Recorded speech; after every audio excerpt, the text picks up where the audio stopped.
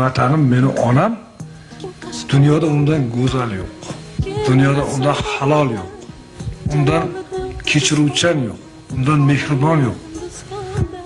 Sen nima qilsang ham kechiradi. Uni ba'zan hatto yaxshi ma'noda aldasang ham kechiradi.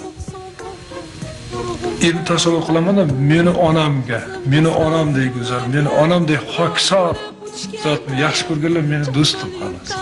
Meni onamni yaxshi degan do'stim, lekin meni onamning haqida birov yomon gapirsa, sen tasavvur qil, shu meni onamni birov tosh otsa, qo'lini sindiradi urib.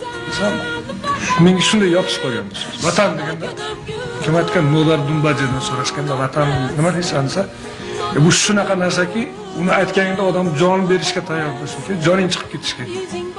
Shunday tasavvurimda onam men. Men hech kimga ishonmayman. Hech kimga bermayman.